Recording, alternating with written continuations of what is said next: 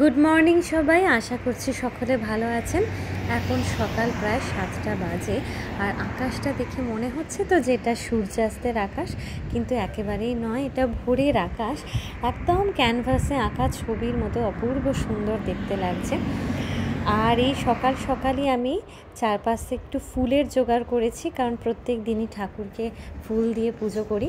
আর আশেপাশে এরকম অসংখ্য ফুল ফুটে থাকে, এত অপূর্ব সুন্দর লাগে। শুধুমাত্র এই ফুলটাই নয়, এরকম আরও কয়েকটা ফুল জোগাড় করেছি। প্রচুর গোলাপ ফুলও ফুটে থাকে, এটা তো ফুলের টাইম। চারিদিকে প্রচুর এরকম রং বেরঙের ফুল পাই। সকাল সকালই ঠাকুরকে সুন্দর করে ফুল দিয়ে সাজিয়ে নিয়েছি। এবার ঠাকুরের পুজো করব। আর আজকে বিকালবেলা একটা জায়গায় আমরা যাব। আজকে 4th জুলাই, আজকে ইউএসের ইন্ডিপেন্ডেন্স ডে। সেই উপলক্ষে এখানে রাত্রি 9টা থেকে ফায়ার ওয়ার্ক হয়, আর সেটা দেখার জন্য অসংখ্য মানুষ প্রচুর দূর দূর থেকে এসে ভিড় করেন। তো সেখানে আজকে যাব। আকাশটাও বেশ পরিষ্কার। আর এই সকালে উঠতেই আমি আমার এই চিয়া সিডসের গাছগুলোকে বেশ ভালো করে একটু জল দিয়ে দিই। এগুলো থেকে প্রচুর খুব ভালোভাবে গাছগুলো গ্রো করছে। এটা স্যালাড হিসাবেও খাওয়া যায়, বা এই পাতাগুলোকে নিয়ে মেনলি স্যালাড করে এটাকে আমরা খাই। তো খুব সুন্দর গ্রো হয়েছে গাছগুলো।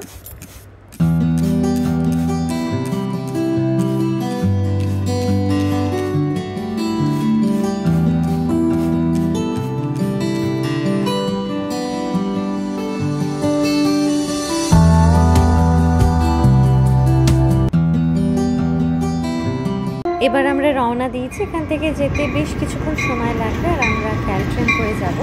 আর ক্যালট্রেন চলে এসছে।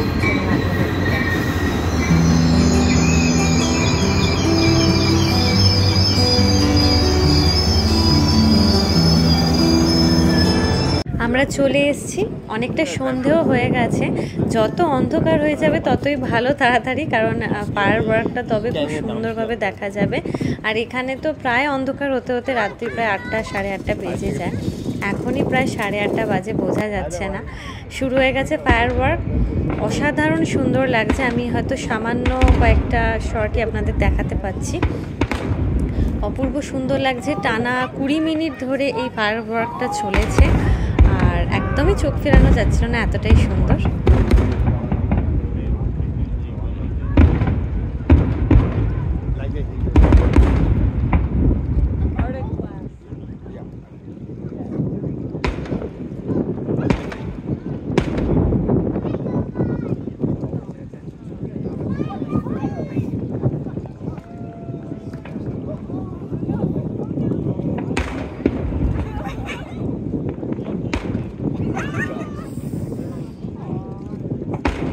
এটাই থাক, দেখা হবে পরবর্তী আর একটা ব্লগে অন্য কোনো বিষয় নিয়ে। আপনাদের ভিডিওটা কেমন লাগলো আমাকে অবশ্যই জানাবেন, আর ভালো লাগলে একটা লাইক, শেয়ার এবং সাবস্ক্রাইব করবেন।